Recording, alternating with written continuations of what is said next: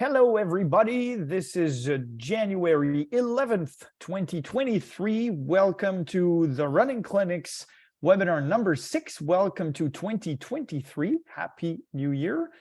Stay safe and active with health through running from the Running Clinic. As per usual, my name is Olivier Roy-Bayardon. I will be your host today, accompanied by my fellow and usual colleague, live from Kelowna, BC. This is Jeff Escudier. Hi, Jeff. How is it going? Hey, Olivier. I'm doing well. I'm really excited about today's webinar. I think it's going to be a very different perspective from the other webinars we've had in the past, talking about a bit more healthcare related stuff. So this is more about performance and talking about amazing human beings. So I'm really intrigued to learn more about what they do and how they do it. The best way to learn about who the best are and what they're doing is actually interview the healthiest and fittest individuals on this planet. And we are lucky to have two as our friends and colleagues, one of which you probably know already from his work with the Running Clinic, our colleague and friend, Mathieu Blanchard, live from Montreal. Hi, Mathieu. How is it going? Going well. It's still daylight right now in Montreal. The last mission of the day doing this webinar, and then I will be able to go to run outside in this -10 weather. It's perfect. This is what we love here. Yeah, that's a pretty cool one. Hopefully you keep all your fingers. We're gonna be reminded that -10 degrees is not so much for you after what you've been through. And another one who's familiar with running in the Montreal cold is your friend and your fellow ultra-trail runner, Marianne Hogan. How is it going, Marianne? Hi, it's going good. Thanks for having me. Sweet. Thanks for joining us, actually. We're very pleased and delighted. I always say that I'm genuinely and authentically thrilled by everything that you do. I guess I'm blessed that I can consider you as a friend and also an idol of mine. I think that many people in the audience will also look up to what you've been doing. Probably they do not know about everything that the two of you have done in 2021 and 2022. So we will put everybody up to speed with a brief presentation that we've put together, the four of us. Because the first question that we've asked you actually is, before we dive deep into what made you become part of the elite in ultra trail running, is your journey towards this culmination, as we would say, in 2022. And so we've asked you to tell us about the highlights of your year, and you've kindly and gratefully accepted. So as we usually do with our guests, whom you know the least, we will begin with Marianne. Your year, because also your year began quite in a fascinating way, as early as January 8th, 2022, was when you partook in the Bandera 100K and finished first and earned your golden ticket. Can you tell us a little bit about winning that race and winning that golden ticket, which was, if I'm not mistaken, an even bigger achievement for you than actually winning that race? Yeah, of course. So for the past 5 years, or prior to 2022, I had a pretty serious series of injuries. And so in 2022, I seemed to be pretty healthy, and it was a big goal of mine to register for the Western States, 100 miles. But as we all know, that is something that you need to earn. So you need to earn your spot into Western States. And so I had made it a goal of mine, and I had registered to all 3 golden ticket races in North America, which were all 1 month apart. And the first one happened to be on January 8th. And I managed to secure a win on that 100K, which gave me a straight entry into Western States. It was my first try, so I was pretty excited. And I think it was a very good way to start off 2022, and a very exciting way. And it kind of paved the way for the rest of the season for sure. Quite some way to shake off the monkey that was hanging on your back. Yeah, exactly. Yeah. It took a while for me to consider being able to start one of those races, but when I could, and I really wanted to give it my best shot. So I was really, really happy and proud to be able to do it on the first try. So now that you knew you had your golden ticket, you had still 5.5 months to prepare between that win in early January and the Western States in late June. You decided to go crazy, can we say, as an ultra trail runner. You just decided to toe the line, starting a marathon in Toronto, which you ended up winning outright as a female runner who has never raced a marathon before, never trained for a marathon. How did you even end up winning that? Yeah, it was even a bigger highlight because I had been injured. So I injured myself in the month of March, and I had like 2 or 3 weeks where I barely was able to run. I actually dislocated a bone in my ankle. And so when I showed up in Toronto, I was mostly showing up to cheer my brother, and decided last minute that I would join in. And I ended up running the marathon with my brother, and ended up running obviously a PR and a win at the Toronto Marathon. And I think it was a very good reminder to myself that it's not because you don't have adequate preparation that you can't deliver a good performance. And so it's just a matter of when we show up to the start line of a race, remember that it's not just the 3 months prior to your race that counts. It's the whole process of your building up, the years and years of preparation as an athlete that kind of prepared me for that race. So I think it was just a good reminder that you don't have to be so picky about the little details, and sometimes you can count on your previous experience to kind of lift you up and bring you to the finish line. And I was excited to get a win at Toronto Marathon, and it actually gave me a ticket to register for Boston, which I will be doing this year. So that was a good highlight of 2022. What? She's gonna do marathons and ultra trail races. Cool, cool. Yeah. Now, finishing that marathon with a win must have been quite a confidence booster for what was coming. A month and a half later, going all in for Western States. And apparently it seemed to have worked quite well as you finished in 3rd place. Yeah. So Western States is very special for me because, first of all, it's Western States. It's a very mythical race, and it's a race that I've been wanting to do for many years now. But it was also my first 100 miles. And so that was an experience in itself. And the journey throughout the Western States was quite difficult. I had some difficulties leading up to the race and in the race as well.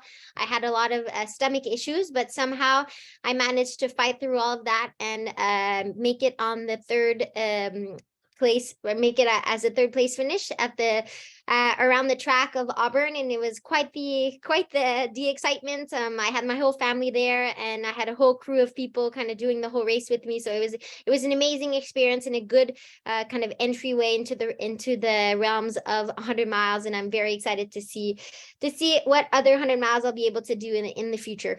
Because I want to emphasize this. You had never run, not much less race, 100 miles. It was in one race or in one outing. Yeah. Yeah, it was a good first place to start. I feel like if I'm gonna do 100 miles, I might as well go big or go home. So I decided to start off with Western States, and it was quite the experience because obviously Western States, there's so many elements to that you need to really control. So there's the heat, there's the elevation, there's obviously it's a very fast terrain. So it was a very interesting race to do 100 miles, and I'm glad that I did it. It was really fun. I don't think in the annals of sport, I don't think there's ever been someone who's raced 100 miles for the very first time and ended up with such a strong finish and such a strong race. The only other person that I know who's raced 100 miles for the first time and finished in 3rd place is actually Mathieu at Vermont 100. So maybe I guess this is what makes you so special after all. Yeah, maybe that's what is the link to our friendship. maybe so. And then, okay, so this is only the 3rd highlight of your year, and there's still 2 more to come, but those 2 are actually linked in that it happened a few hours apart, but it happened a bit more than 2 months after Western States. finished that race, recovered, enjoyed the fast finish and the third place finish. And you ended up towing the line at UTMB, but having quite a hard time especially at one of the aid stations where the video that you've sent us shows how it seemed to have been painful. Can you describe what happened and why this was one of the 5 highlights of your year? Yeah, definitely. So I ended up registering for UTMB, kind of a spur of the moment decision in January after I won my golden ticket, just because I didn't know when was going to be the next time that we would be able to register for UTMB. But I knew that it was going to be a big summer, Western States and UTMB. It was going to be my 2 first 100 miles. And so when I lined up at UTMB, I did have some pain on the left side, and you can see that something resulted here in the video. When I had about 45 kilometers left of UTMB, I was leading the race and I started feeling a very sharp pain in my left hip, and it turned out to be a tear in my psoas, which in retrospect, I think that is what made my UTMB story so meaningful to me, because I had to dig very, very deep in the pain cave, as we like to call it, in order to bring my body to the finish line. And that's what made my finish line most memorable. Yeah, so when it happened, I was in first place, and then I ended up being in second place. And it's something that is really, I guess the whole story really makes my second place finish at UTMB that much more meaningful to me, just because I know how painful it was, and how much I had to persevere in order to step up on the podium next to Mathieu on that at the UTMB finish. Now that we know actually everything you'd been through, it must have felt like a kind of redemption of sorts for you to go through everything you've had to deal with, even early in 2022 when you said you dislocated a bone in your ankle. Did it feel like for the first time you felt like you had things back into your hands and regained a kind of control over what was happening to you, or were you still doubting that this was only a deviation on a course where you wouldn't necessarily know what's going to happen to you? I think everything that I've been through made it so meaningful. I think that, it's kind of now opening up the path for future performances, and also opening up the path for future dreams, just because I know what is now possible, but I also know that I can push myself through a whole lot of amount of pain. And so I think that that's really what makes this moment so special, is that it was incredibly hard, and I'm glad that I pushed through it. And it doesn't just involve UTMB, it's the build up through it. Like you mentioned, my dislocation, but I think it goes much further than that. I had a lot of injuries that kind of made the build up to those 2 races much more difficult than it should have. And now that UTMB is 5 months down the road, are you still okay, not dealing with injuries, confident in what's going to happen to you in 2023? I can't say that I'm confident. I can say that I'm hopeful. I'm working hard in order to get my ducks in a row, but my body is still unfortunately suffering from the tear in my psoas. I am doing better, and I am back running, and it took me a while. It took me at least 3 months to start even just jogging. So that was definitely something that I was not expecting after UTMB, but that I had to go through. But I'm confident that I will be able to put forward a good season if I keep working on my weaknesses, and I work very closely with the physio who is through La Clinique du Coureur, the running clinic, and it's really been helping me kind of make sure that I work on my weaknesses so that I can make sure that I can finish my 2023 races in a healthy manner. Wow. And Marianne, obviously as a physiotherapist, like I have a lot of questions when I see that video, right? So one of them being like, obviously you're in a lot of pain there. You're 45K before the finish line. Like in the grand scheme of things, it's 45 out of 170, but it's still 45 kilometers with a lot of elevation. So, and it's a hip issue. So did it ever cross your mind that you would not be able to finish? Like, how did you handle the situation? No, it's really funny because that's the one question I think I've been asked so many times, how come I didn't quit or why didn't I quit? And I think that it's really interesting because the thought of quitting never even crossed my mind. The only thing I was really worried about is if I was going to finish second or not, which is kind of funny in retrospect because my body was obviously failing me. But I think to me, it's finishing UTMB is something that I've been wanting to do for such a long time, and showing up to the start line is something that I've been wanting to do for such a long time. So I wasn't going to take that opportunity for granted. And I felt as though as long as I could keep putting one foot in front of the other, even if that caused an immense amount of pain, I was going to keep doing so just because I had the opportunity to do so. That's how you get to the finish line is one step, 2 steps, 3 steps until you're eventually at the finish line. And so that's kind of what happened. And it's something that the second place finish is one thing that I'm proud of, but I'm most proud to just have crossed the finish line. That's really what was most important to me at the time. Do you feel now that you've suffered through that and still managed to finish, that nothing is ever going to stop you ever again? I think that I definitely heightened my tolerance of pain. I broke my leg back in 2018. I had a spiral fracture.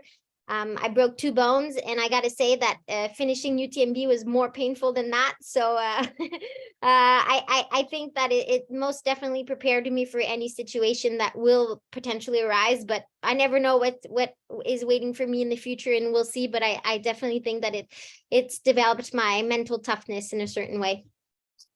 Mental, physical.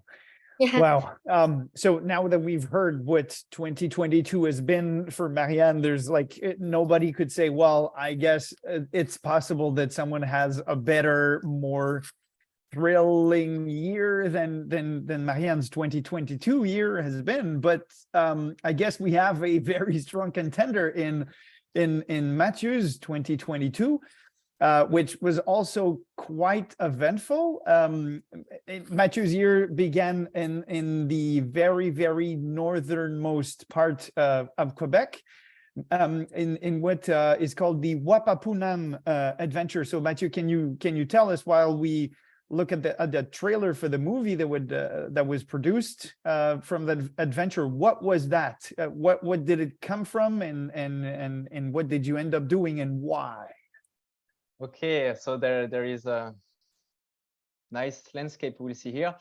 You know what? Today it's the 11th of January, and today this is the exact day because I received it on my social network, a reminder that I arrived in Canada the 11th of January 9 years ago. So this is my 9th anniversary here in Canada. Happy anniversary, man! And I love this country, this area, because of all I get here. And one of the identity of the Quebec is the winter. And for sure, since I was young, for sure, I was really inspired by the adventurer. Lots of people knows me for my cap of runner, but I love to do adventure as well. So this is something I did here in Quebec. I used to run a lot in the winter around my place in Montreal, and sometimes in the mountains around Montreal. But it could be -20, -30, but at the end of the day, I come back at home and under the hot shower, and I'm dry, and it's a kind of a way to connect with the winter, which is difficult but not the hardest. So I read some book from adventurer who went to the North Pole, South Pole, and for sure I wanted to go deeper in my connection with the winter. I mean, I wanted to sleep in this kind of condition. I wanted to spend more time in the winter. I wanted to move. And this is what I did, a kind of expedition going all around the eyes of Quebec, in the north of Quebec, going for 250K around the place, really nice. And this is an adventure, but it is a story as well. This is something that is good for me for sure, but in this kind of adventure, I want to tell stories because I love to tell stories. So it's the stories about the First Nation, the local First Nation. This is the stories about the landscape, about the team that was around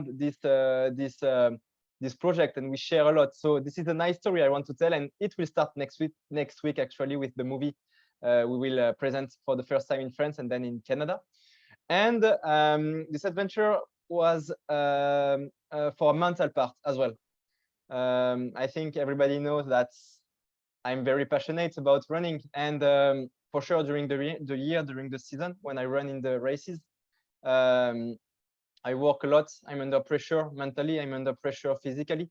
It's hard here, and for sure I need actually for me I need to reset one time in a year, and for me it's during winter because there are less races, and this is a way for me to put the focus on another way, because for sure, as I'm so passionate about running, it's difficult for me to don't think about it when I sleep, when I wake up, when I do my normal things during the day. So doing this adventure took me a lot of time to prepare to do, and it helps me to put the focus on another way and to let my body and my mind reset for the next season.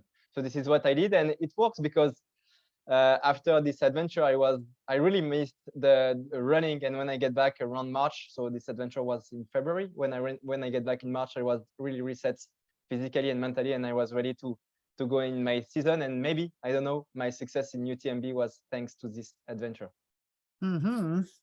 Well, I guess I can say congratulations for that, because I, as much as I'm from Canada as well, I don't think I would ever try something as harsh as this. And you also like extremes. So right from the gun, as you came back from that adventure in minus 40 degrees Celsius around that Manicouagan Reservoir, you were invited to join Solomon for the very first time as a full deserving member of their international team in their training camp in Cape Verde in northern Atlantic off the coast of Africa. And you ended up running with some of the stars of the moment and some of the athletes that you had always been looking up to as the trailblazers in ultra trail running, the ones that you would like to run as when maybe someday you become someone in ultra trail running, and all of a sudden they were your colleagues. So how was it for you to join them in such an adventure at that training camp? It was amazing. You know, I started running 2017 ultra trail running 2017, so 5 years ago.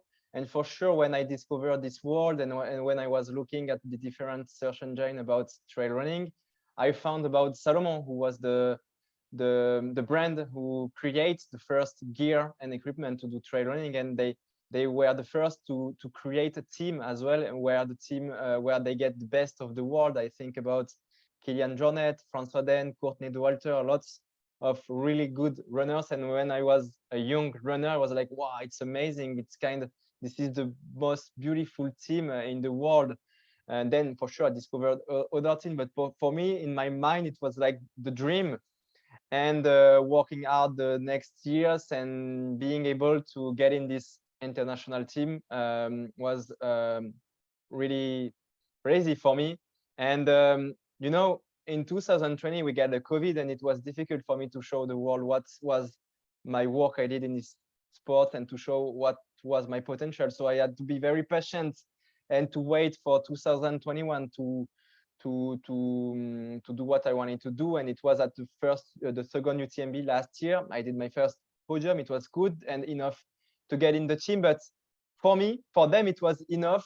But for me, it was not enough, because you can prove what you can do in only one race. So you have to confirm. And for sure, when I arrived in this team, in this camp, in this running camp, I was very humble with all these athletes. In the middle of this athlete, I was like not sure if I was in the good place, and for sure I needed to confirm and to work hard and to show that I have my place here. So it was special, because I was very happy to be here, but I was not very sure to be in the good place. But you know, the athletes in the team are very welcoming, and we had the staff with us. I discovered the staff, the health professional who helped us. There is the staff who make the gear for us, and it's really nice to discover it. And it's kind of this camp, they do it every year. This is the kind of the first meeting in the year, early in the year, because this is the camp where the season opens after the season of the ski season. And this is where everything starts. And they have a huge team who creates content, video, photos, and for sure the trail running community, even if they are not in the Salomon area, they will see it because this is really nice images, and being part of it is a nice experience. So it was the start of something new for me, and for me it's kind of a new beginning as a I don't know if I can say a pro athlete, but this is a start of a new things for me in this sport. Not long ago after that, you ended up towing the line of one of the ultra trail races that are gathering the best of the elite in the world in Navaredo in Italy. Ended up finishing in 5th place. But this is one of your highlights because you're not that proud of finishing in 5th place as much as you're proud of how you managed the month that led up to that race. Yeah, exactly. It was a special race for sure. In this new team, in this new international team, I have new responsibility I have to assume, and I have to perform because they are looking for me. They are watch on me, and I need to perform. And going top 10, it's good. Going top 5 in this kind of really deep field race is really good. But for me, I put it as a highlight because I'm proud I was able to manage something difficult in the life of an athlete. It's the injury. 1 month before this race, I had a tough. I sprained my ankle grade 2 just 1 month before, and for sure I was not sure if I will be able to run this race, but I was enough confident, and I worked hard with all I learned with my human environment, and I think about the running clinic for sure because I'm with them for 4 or 5 years now, and for sure I can hear around me that a lot of athletes sometimes they go with a health professional who gave them not the best advice, I can say. And for me, I'm sure I'm in a good environment to have the best advice, the best evidence-based practice for me, and this is what I did. This is what I try on myself with this sprained ankle, and I was able to run an ultra of this. This one is 120K. It's hard. 1 month after a hard injury, and this is a highlight for me because it shows that it's possible. You have to be confident, and you have to trust sometimes the science rather than what the people say around you, and it works. And then for sure I made a big tape on my ankle, and I was not in my top shape for it, but I assume it. I wanted to go there, so I went there with my condition, and it gave me a huge boost of confidence for the rest of the season. So this is something I wanted to share because it's an highlight, and the injury could be very hard in the life of an athlete, but we can go through with the good advices and the good optimism. So you ended up doing very, very well under your circumstances over there. And so it made you even more confident that the last 2 months that you would have to prepare for UTMB would allow you to come to the finish, to the start line, much less the finish line, in a healthy manner and with an appropriate preparation, knowing that the year before you had finished in 3rd place, knowing that you had finished in 21 hours and 12 minutes, and everyone around you, you had been telling in the days leading up to the race that your target was to go under 21 hours, shaving 12 minutes off your time, which is still considerable in such a race. But it ended up being quite different in that in 2021, when you've been running the last kilometer on your way to the finish line, you were boasting in this 3rd place finish, which was already quite a dream come true for you. And you were clapping everyone's hand along the way. In 2022, it was quite different, that last kilometer, isn't it? The way you ran it and the way you weren't clapping much of the people's hands along the way. As we can see in this video, you were on a mission, right? Yeah, it was a totally different situation. So first, Olivier, I wanted to say something you said is really nice. Arriving at the start line without injury and healthy is already a huge success.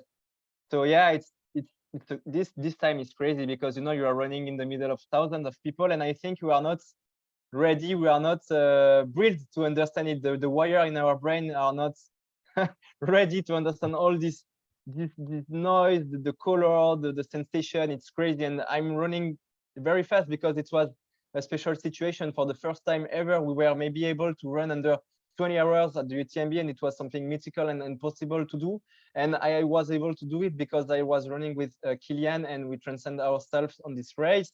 And for sure, at this time, I wanted to try it because someone told me that it was possible. So I ran as fast as possible to don't regret to arrive at 20 hours and 1 second. So this is what I did. I ran as fast as possible. And then I made the party, and I get back to the people to thank them to help me, to push me to go through this race. So you ended up running 19 hours and 54 minutes, which showed that you could have still walked that last kilometer, but still you were a warrior. You were in fighting spirit.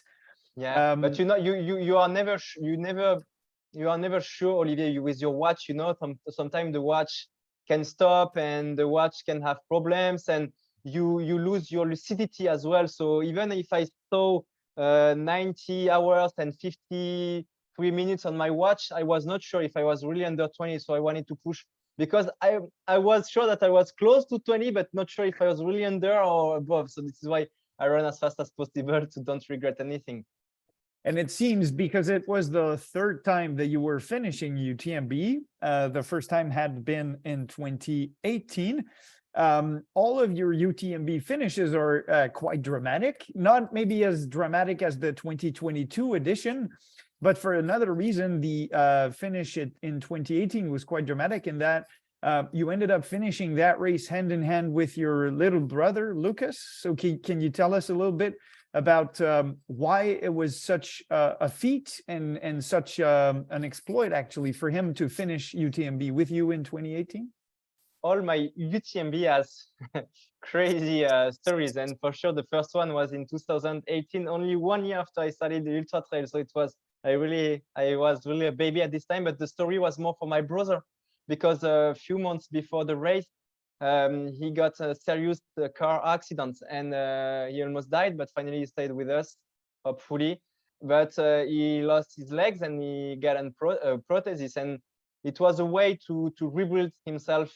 I helped him going through his mind, and I told him, Luca, you have to work hard in your hospital to be ready to run with me in 4 months at UTMB, and we will be able to run together, and maybe you will help me if you wait me at the end of the race.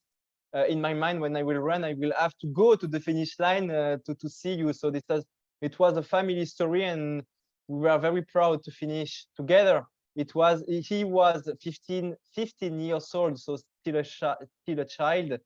And I saw a different brother before UTMB. After UTMB, he was really more open-minded. He accepted a little bit more his condition, and yeah, he showed himself for the first time in shorts with his prosthesis. So all the family saw that, and I remember at a family dinner, I told to Lucas, okay, you are 15 years old now, but in a few years when you will grow up and you will be an adult, maybe we will go on a bigger adventure together, because you have to continue your mission, Lucas. You have to continue to show the world that even with your condition, with your handicap, you can do creative things, and you can stay alone in your room hiding from people, and you have to do something. And as I love it as an adventure, I will help you to do something. So it happened eventually this year, a few months after UTMB. In November, so you ended up living up to your promise to your little brother that you would go on an adventure with him, taking him to what is called the half Marathon des Sables. Had you done the full before? This one was in Jordan in November, and he actually did it, the whole thing with you, with his prosthesis. And we have footage of what it looked like for you and for him to go on that race. Can you tell us a little bit about how special it is for you and for him maybe to go through this whole adventure? Nice footage again. The contrast is extreme from Wapapunan to Jordan Desert, but this is not a story about performance for me, for sure, because I wanted to stay with my brother, and my goal was to bring him from the start to the finish line without helping him. I mean, physically, I could just speak with him, going in his mind and trying to push him to the finish line. But we had different mission, maybe to continue to build the confidence of my brother with what he can do in this life. And I wanted to show to the handicapped world that the prostheses today are not very adapted to this kind of adventure. The prostheses we have today are only to walk or to run on the track with the carbon prosthesis, and it is not made for this kind of adventure. So I wanted to show it through a story. This is a short movie, but we will do a big movie that we will have this year in the summer, and we will show that this kind of prostheses are not adapted, and maybe a company and people will be interested in building something for them.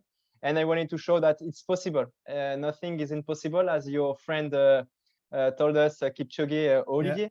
And maybe it will inspire other handicapped people, or maybe other sedentary people to do something in their life, to move and to activate their body and to be happy in the life.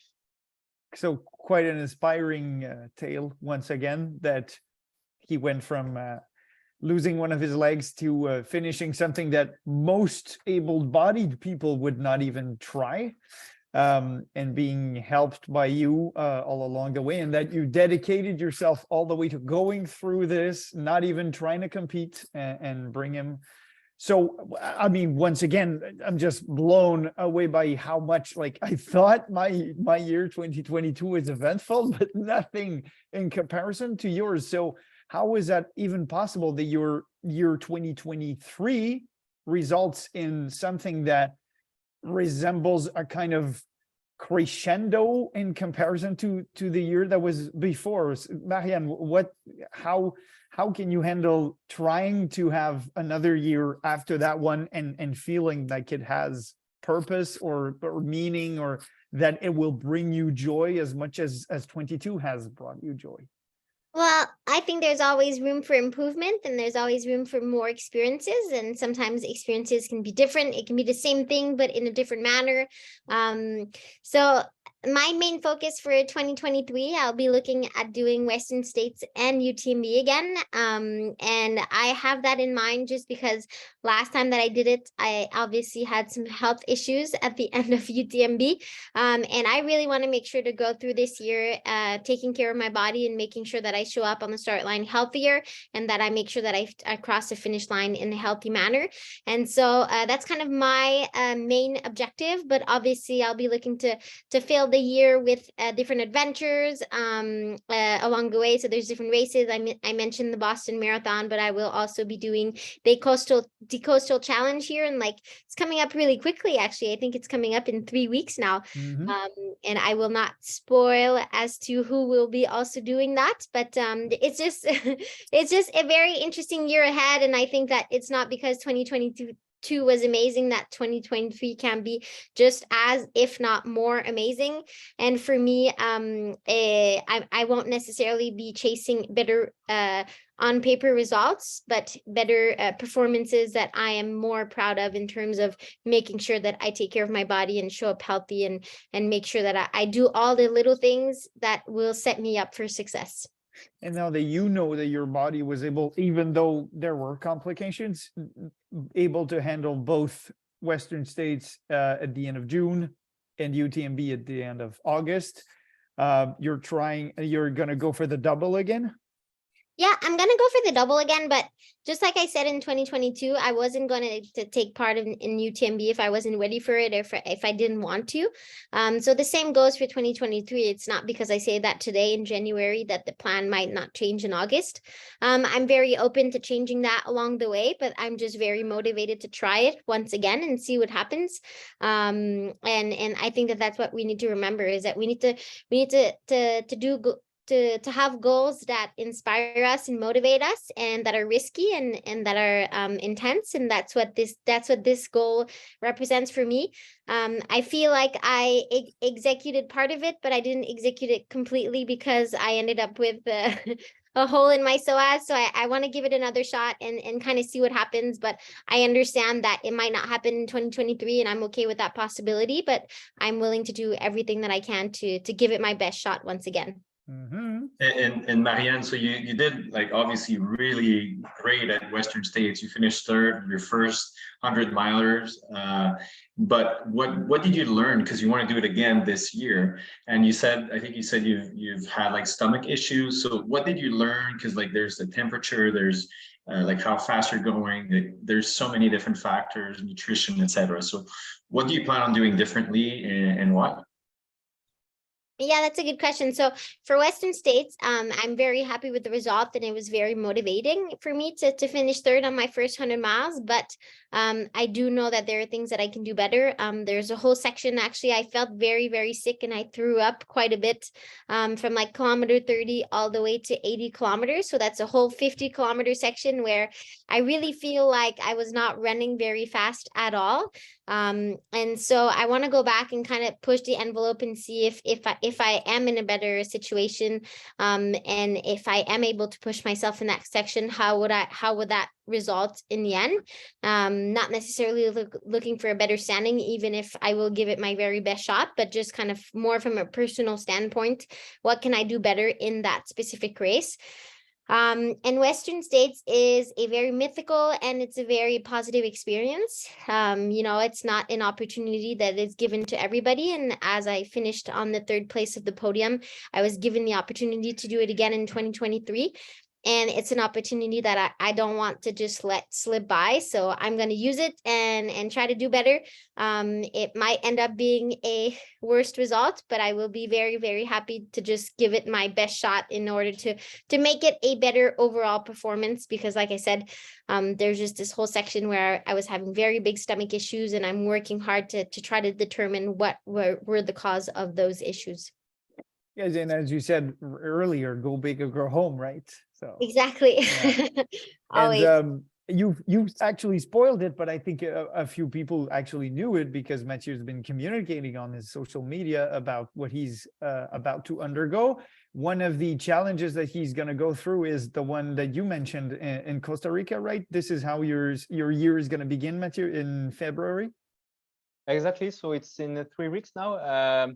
Because this year for me, last year, actually I do the year the same. I put one big goal. This year it's Western State, because I was lucky enough to get the golden ticket as Marianne at UTMB with the podium. So it's a kind of opportunity you have to get, because even if you are pro athlete, elite athletes, you have to qualify for this race. It's very difficult, and it's an opportunity when you get this golden ticket. I'm already in my mid-30. I'm not very young, as even if I started running not a long time ago, I'm still in the mid-30s. So for sure, if I want to race, I'm at full potential. All the biggest races in the world, I have to do it in the next year, so I can go to the UTMB every year. I mean, as the main goal. So this is why I put it as the main goal this year. And the two, and then I put a milestone before this race to build myself. And the milestone I chose this year was for 2 goals, maybe 3, but the 2 main are heat and speed. And this is why we will go in Costa Rica in 3 weeks, because it's the first way to put the body in the heat. Because spending 3-4 months in the winter in Canada, for sure, you want to be able to improve your heat acclimation. So for sure, going for 1 week in Costa Rica for this kind of race, you will tell a little message to your body that this is something that is happening with heat. Then I will have again the Marathon des Sables in the desert of Sahara end of April, which will be another heat acclimation. And regarding the speed, this is another topic for me. This year I will try to run a lot on the flats and going track session during the winter. I started already in Canada last week, and I need something to motivate me. And what will motivate me is the marathon of Paris, early April to April. So for the first time in my life, I will try to do a 3 months marathon program very seriously, even if I have the Costa Rica in the middle. But it's kind of a week in the middle of volume for me. But I will try to do my best for it. But you know, when you run a lot as ultra trailer, you are able to run a huge volume, and you have the physiology to run a lot, but you don't have the mechanics and the body ready to run on the flats, on the ground, on the hard ground. So this is the third goal of me for me after the heat and the speed is to don't get injured, because I'm really passionate. I give my best at every session, but for sure my body is not ready for it. So I don't want to get injured, because this is the worst things that can happen to an athlete. So I will try to do my best to don't get injured, and to calculate perfectly my curve to stay under the injury process. That's actually a really good segue, because we're the running clinic, right? So Mathieu, you were just talking about not getting injured. So I'm really wondering, you know, how do you deal with those aches and pains, and what do you consider an injury? When do you think there's a threat? So how do you adapt your training or versus a race, which is obviously different? So how do you deal with that? How do you adapt what you do, and when do you feel like it's too much? So maybe we can start with Marianne, because you seem to be in a lot of pain there, but that was a race. So if you had that during a training session, I'm sure you would have stopped, right? Yeah, for sure. So over the years, I've learned that you're better to act very quickly. So as soon as something happens that seems to be out of the ordinary, I think it's really important to contact your, in my case, I contact the physiotherapist, who is really able to guide me into what are the risks, what are the consequences if we keep pushing, and what are the things that we can start doing right now to make sure that we heal the situation. So, you know, my philosophy is that you're better to take 3 days off now as opposed to 3 months in the future. So that's really what I want to start building on. And you know, I don't really pay attention to if I'm sore or not, because I feel like that is just something that is normal. So but I really do pay attention to those little like aches and pains that show up that are completely abnormal, or that just kind of show up all of a sudden. Then I start acting very quickly.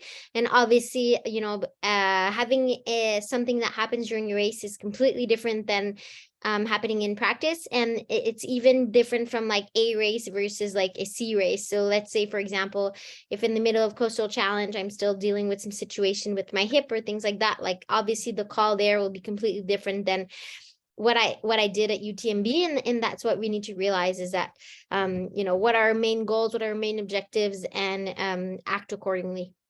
Mm-hmm. In terms of rehab or prehab, is there any room for cross-training or for strengthening in the way you prepare for your races and the way you stave off injuries? Yeah, I do a lot of strengthening. And it's not as if I do a lot of necessarily heavy lifting or anything like that. But I do a lot of work in the weight room, just because I do have a lot of weaknesses because of all the injuries I've carried over in the past. So I have a lot of work to do with ankle mobility and just mobility in general. Obviously now working with my hip, I have a lot of rehab work to do. So that's definitely something that is important to do on a daily basis. And my main suggestion for people with regards of that is that, you know, you're better to do like 15 minutes whenever you can, as opposed to like being only going in the gym when you have like an hour. You know, 15 minutes do add up. The little details do matter. So I do think that for the longer distances, and the more that you put load in your body, the more important those little details are. And that's when you should be spending more time in the gym, which is usually ironic, because the more time you spend running, maybe the less time you have for the gym, but that's actually when you have to take that extra time. So and you mentioned that after UTMB, you ended up not being able to run at all for 3 months. So did you go swimming? Did you do some cycling? Did you transfer the regular cardiovascular activities you would regularly do running toward other sports or physical activities? Yeah, I like to take like a complete, like usually I take 2 or 3 weeks completely off at the end of a season. This time around, I took 1 month just because I wasn't really able to do much. Even walking was difficult for me. So biking, it was difficult for me to put clip shoes because the hip was hurting. But as soon as, you know, so I took a complete month off, and I think that it was good for my physical health and also my mental health, because I did have to dig in really deep at UTMB. And then I started doing a lot of different stuff. For me, for cross training, I really like biking and I really like yoga.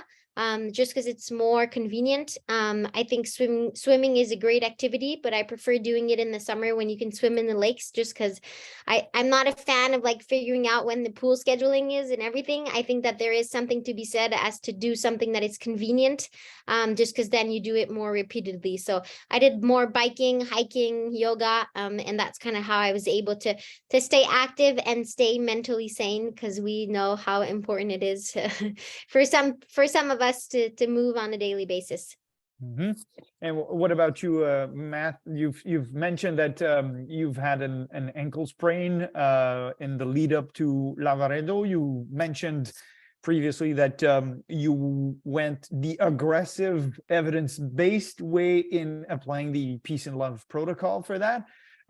You seem to have been lucky and not gotten injured any other way throughout 2022. Are you accompanied by a physio? Do you consult other healthcare professionals to make sure you don't get injured, or to help you if you get injured? I'm not sure if the luck is is in this injury story, depending if it's a trauma, you are not lucky. But regarding the inflammation, you decide if you want to continue on it or not. No, I'm not using the physio. I'm not supporting by physio, because today I think I'm enough connected with my body, and I have enough knowledge with it to treat myself, and it works. It worked for the last year, so I continue this way. But sometimes, if I'm not sure for sure, I will consult a physio. But I'm not in the no pain, no gain philosophy anymore. Actually, no, I'm really more wiser. And you know, a few years ago, when I get soreness or stiffness the day after the exercise, of the 2 days after the exercise, I was like, okay, it's normal, because if I didn't exercise, I have soreness, so it's normal. But now I'm more like, no, if I have soreness or stiffness, it's because I went a little bit above the curve of what my body is able to have and to adapt. So this is why now I'm more like trying to find the curve, trying to draw the curve. The more difficult is that when you do something new. For example, now in Canada in the winter, I love to do a lot of physical preparation with heavy weights, and it's difficult to find the curve. And for sure, the first or two session, I get soreness, but I try to find it, and then when I found the curve, I try to stay under it. But a few years ago, it was different. For sure, when you get a trauma, it's a kind of pain, you know that it's not good, you have to stop, and actually you don't have the choice. You stop. And now I discovered new kind of to move, new way to move. As Marianne said, you know, you can do swimming, you can do biking. Here you can do a cross-country skiing, Nordic skiing, and it's perfect because you can transfer, you can continue to move without getting more inflamed where something started. So this is where I am today. I'm more wiser, and this is the way I manage the pain and the injuries. And hopefully I won't get injured anymore in the future. And it's, for me, I'm very happy because I don't get, it's really rare when I get injured. It's only the trauma when you get sometimes a little bit too fast in the downhill and you can control where you put your foot. And for sure, if you're not lucky and you get a sprained ankle. But even this, you can manage it very fast because you just have to find the best way to treat it. And I think the two main things you have to remind in the Peace and Love protocol is to move, because this is the first thing I hear when someone get a trauma. Say stop, then just stop. You just have to stop. You stay 3 months in the bed, you don't move, and then you will be ready to go back. No, move. And the second one is optimism. For me, it's the two main things. It's move and optimism, because the brain speaks with the body, and it can really help to get through an injury. I'm glad that you mentioned the optimism, because that's the last dimension that I wanted to cover in this webinar.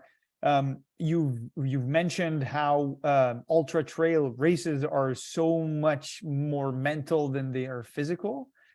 You've mentioned how you handle the pain, or handle the weight of the expectations, but I'm still wondering how you manage the entire psychological dimension of training for ultra trail races, getting requests from the media throughout your entire preparation phases, getting interviewed right after you cross the finish line, and much like Marianne being asked 2 minutes down the road, are you going to come back to Western States next year as you've just finished it? So there's the weight of expectations from the community that surrounds you and the weight of expectations that you place on yourselves.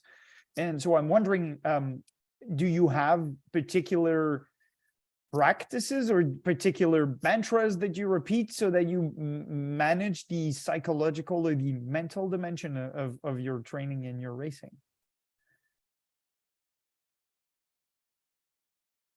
I guess I can go first. So for me, the most important part is to keep things fun. I know that it's really easy to fall into the trap of the pressure, and when you stop and think about it, the pressure is something that external, and it doesn't really have to be internal to me.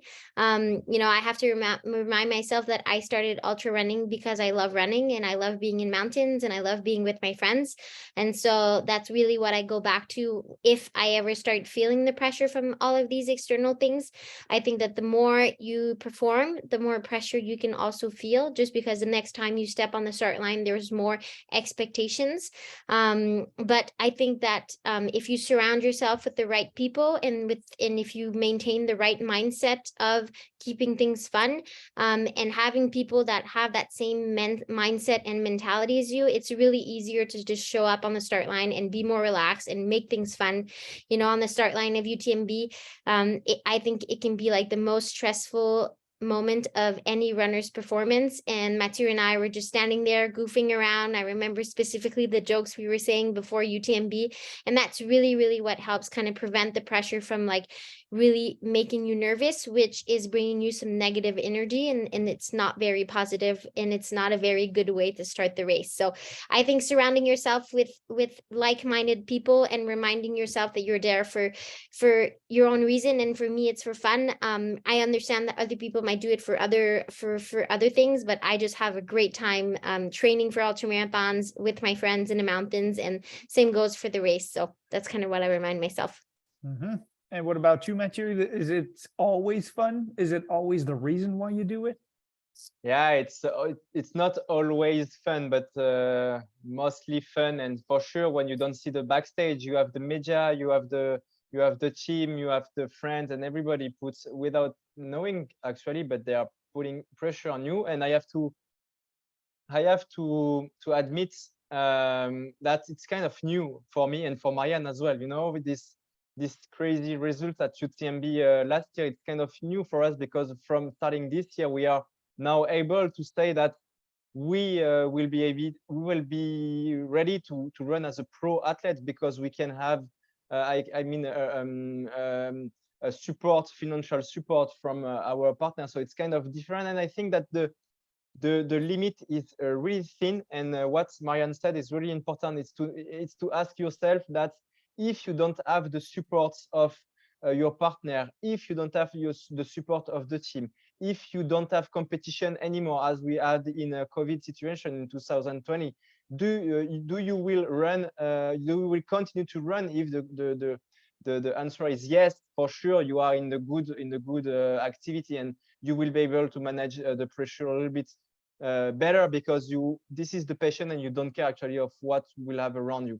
And then what Marianne said about your human environment is very important, because for me, I think it's the same for Marianne, but I don't have a mental preparation. I mean, someone who helped me for that, but I have a nice team around me. I have my girlfriend who understands what I do and who push me when I go out. And when I get back, she's not like, oh, Matt, you spend 5 hours outside, you didn't care about me, blah, blah, blah. So she's here for me. My family is here for me. My friends are here for me. My colleagues from the running clinic are here for me. And this is very important to have human environment around you, but because even if it's an individual sport, when you have a huge team, very strong, with lots of love and link around you, it's easier to pass through depression. So this is what I do. This is what Marianne do, and this is our technique. So far, it works.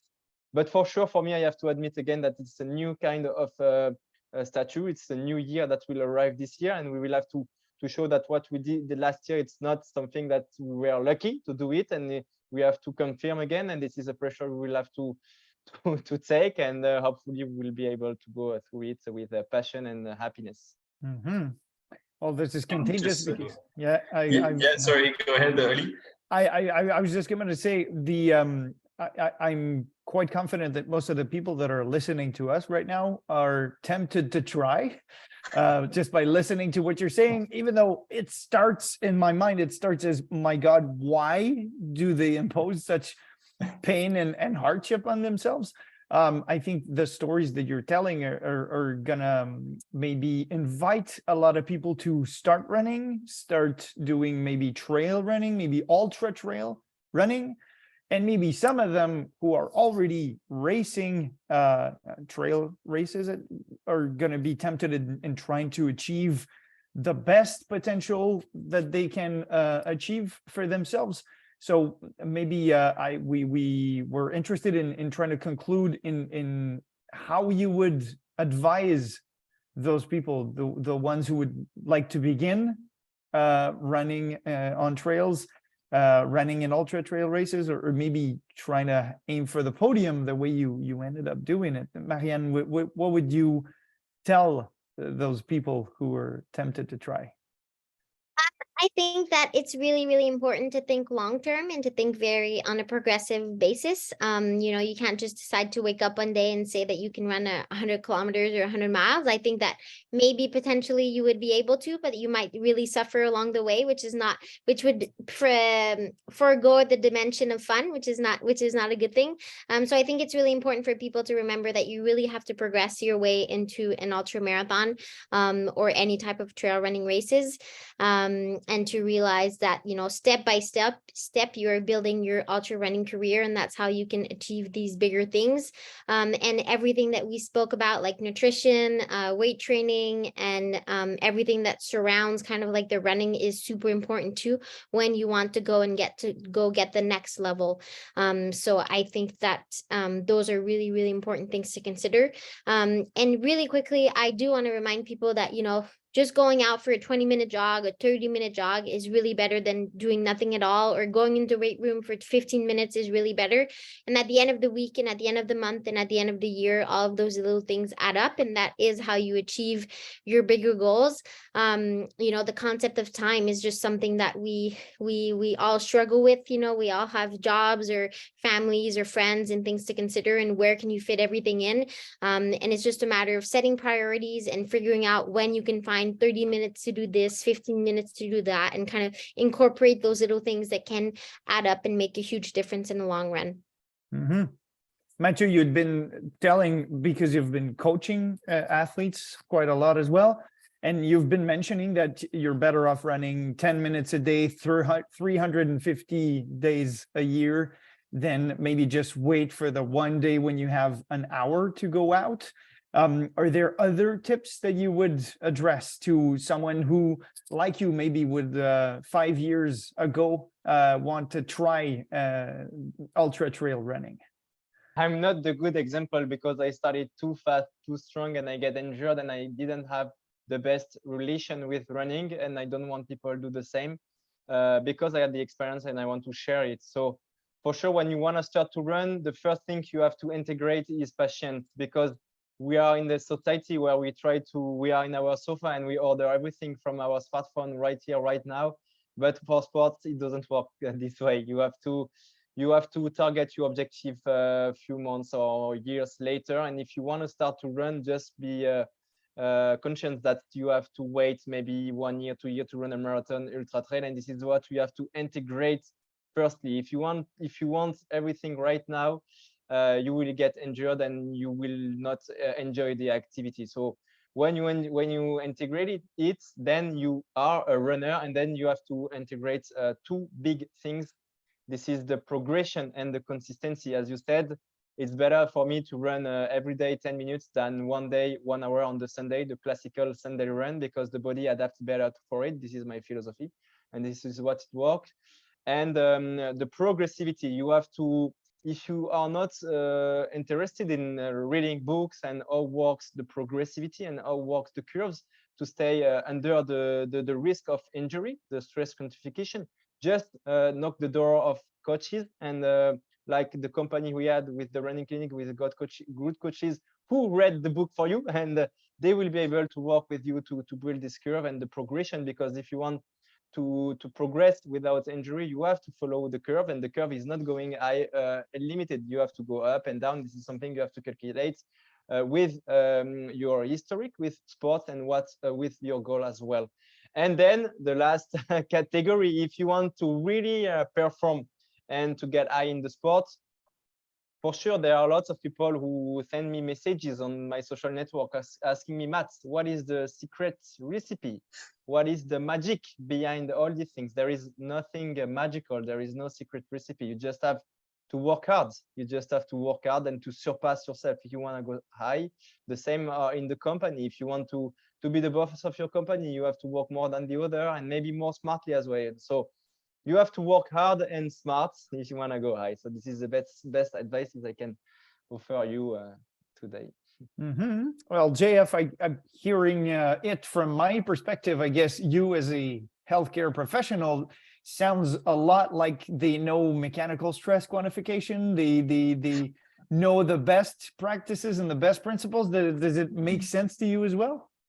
Yeah, of course. And obviously, in my career as a physio, the best athletes I've met and I've seen are those who listen to their body, who are in tune with what they feel, and that's exactly what I hear right now in Marianne and Mathieu. So I'm really glad to hear that, and I'm sure people who are listening to this or watching this webinar will find it very inspiring and fascinating, because when you need to reach that level, then those small details matter. And when you add up all the small details, they become big details, and they're not details anymore.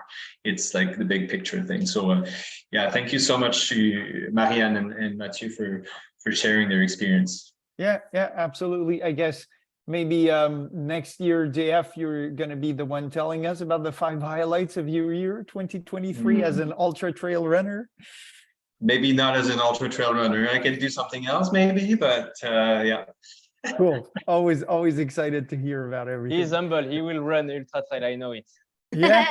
What about you, Marianne? What shall we wish for you other than tremendous success as you always have? Health and happiness, those are the things that I strive for. I want to keep having a good time, which is really important to me. And I want to make sure that I keep my body healthy so that I can keep having a good time for more years to come. So that's really what I'm looking for. Well, so cheers to you, and health and happiness to the 4 of you, the 3 of you, because I can wish it upon myself as well. Sure. You can get in the health and happiness group for sure. Oh yes. Send me the link. I want to try it. Cool. So thank you very much for taking this time to answer our questions, to present to us what your life is like, and hopefully we speak to you again down the road later this year, after maybe Western States, and we can boast in your success and learn your lessons, because it's always very, very interesting for everyone. So once again, Happy New Year, happy training, and see you again down the road. Bye. Thanks, guys. Bye. Thank you. Bye.